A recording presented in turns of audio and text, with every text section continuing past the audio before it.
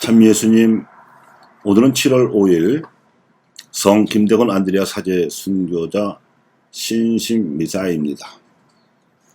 거룩한 주의 나라, 이 땅에 펴주소서 하는 제목으로 강론하겠습니다.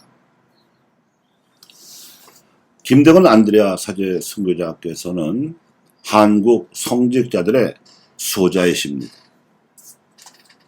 어린 나이에 신학생으로 선발되어서 막고에서 10년 동안 준비한 끝에 1845년에 상해에서 사제 서품을 받으셨습니다.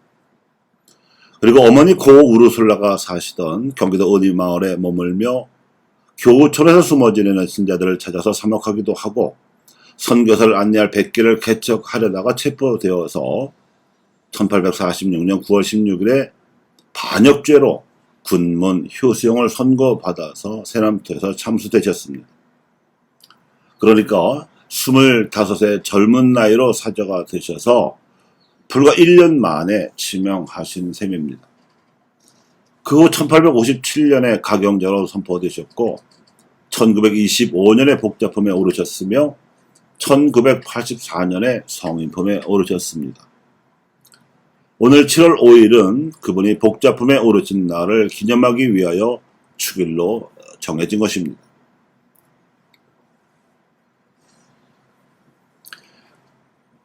이에 관한 복음적 의미를 살펴보면 이렇습니다. 예수님께서 당신 제자들에게 이르시기를 너희가 12옥좌에 앉아 이스라엘의 12지파를 심판하게 될 것이라고 말씀하신 바가 있는데 교회가 어떤 인물을 가경자나 복자나 성인으로 선포하는 일이 여기에 해당합니다. 그가 살던 시대에 하나님의 뜻이 무엇이었는지 그리고 이를 가로막았던 악이 무엇이었는지를 명백하게 밝히는 의미가 있기 때문입니다. 김대건의 시대에는 신앙을 박해하는 조선 왕조의 천주교 금교령이 교회를 죽이고 나라도 망치는 명백한 악이었습니다. 김대건을 비롯한 조선 천주교의 신앙 선조들은 이 악에 대해 치명하기를 각오하고 저항하였습니다.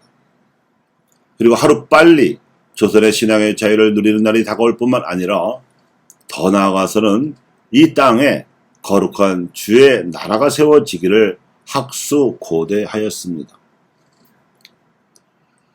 조선 천주교회의 수많은 신앙 선조들이 밖에 서기서도 신앙을 지켰고 무명의 치명자들만 해도 2만여 명에 헤아릴 정도이며 기록이 확인되어 10억 시성되신 순교자들만 해도 각각 124위와 103위에 이르릅니다. 그 중에서 대표적인 사표가 김대건 안드레아 신부입니다. 김대건 신부님께서 이러한 삶을 살아오시기까지 밑거름이 되어진 인물들이 한국 천주교회사에 수도 없이 많이 있습니다. 우선 조선에 파견된 파리회방 정교회 선교사 모방 신부는 최방제, 최양업과 함께 소년 김대건을 신학생으로 발탁하였습니다. 그 다음 페레올 주교는 사제품을 주었습니다.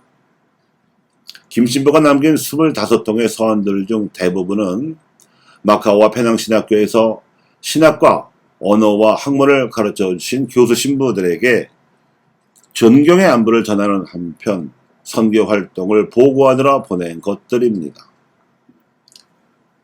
김 신부의 집안은 충청도에서 4대째 천주교를 신봉하는 가문이었고 그 증조부 되시는 김진우 비호가 내포의 사도로 불리우는 이존창 루도비코로부터 복음을 전해받았습니다.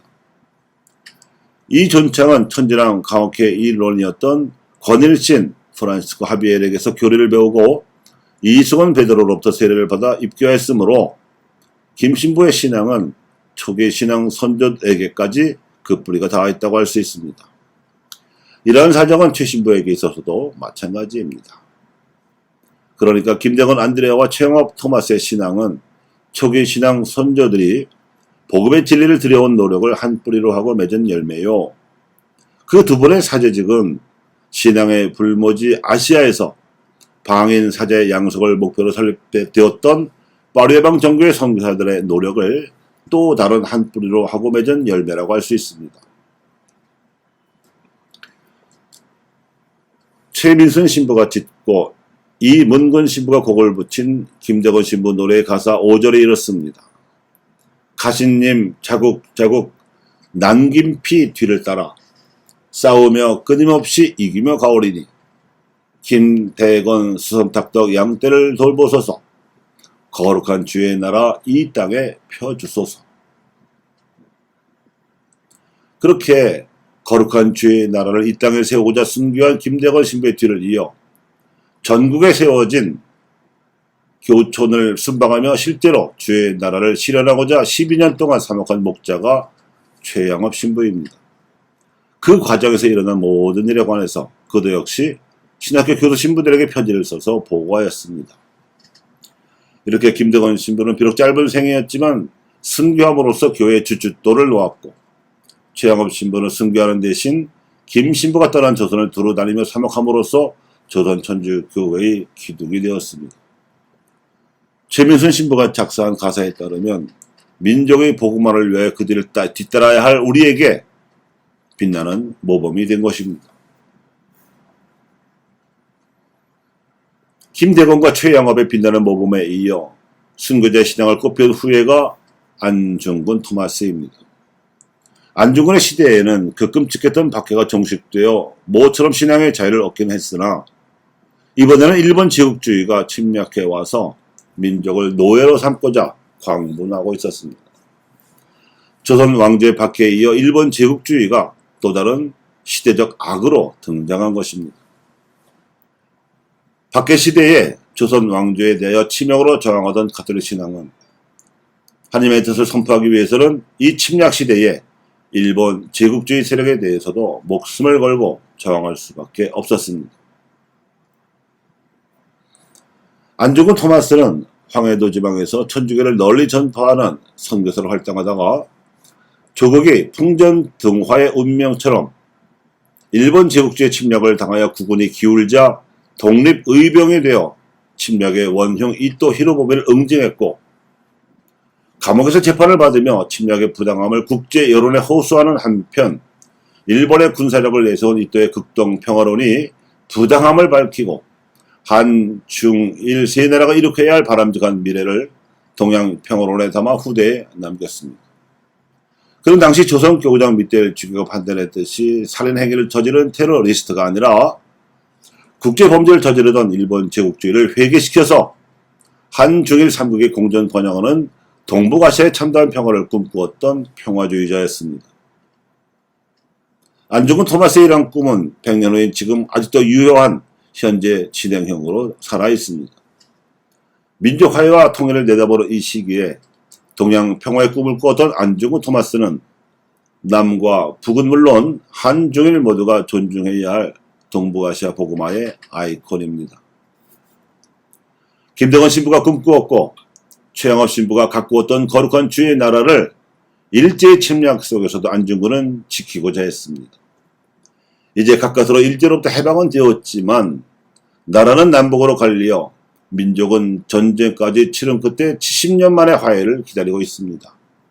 따라서 북녘 땅의 복음을 전하는 일은 물론 통일 코리아가 중국이나 일본과도 공전 번영하는 동북아시아의 균형자로서 평화의 사도가 되게 하는 일도 우리에게 남은 몫입니다.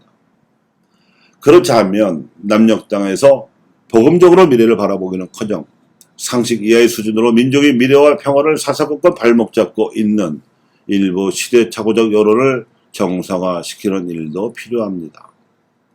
어쩌면 이 일이야말로 두 번 사제의 전구를 청해서 더욱 도움받아야 할 일일지도 모릅니다. 그만큼 북녘 동포와 화해하는 일이나 일본 및 중국과 공존 번영하려는 일만큼이나 이 남남 갈등을 해소하고 극복하는 일이 어렵습니다. 그러나 먼저 해야 합니다. 시대를 달리하는 또 다른 악이 도사리고 있는 것입니다. 그러니 이제 우리는 무엇을 어찌해야 하겠습니까? 그래서 오늘의 이 축일을 지내며 두 사제의 전구를 청하는 일은 북한 선교의 가능성을 모색하는 종교적인 목만이 아니라 이를 넘어서서 민족의 새로운 운명을 그야말로 복음적으로 개척하는 민족 복음화와 동북아시아 복음화의 목까지를 포함해야 하고 이를 가로막는 새로운 악에 대해서도 저항해야 한다고 여기는 이유가 여기에 있습니다. 미시아를 따르는 길에 있어서 우리 민족의 파스칼을 위하여 우리 교회가 교회 사랑으로 하나님 사랑을 드러내야 할 바가 여기에 있습니다.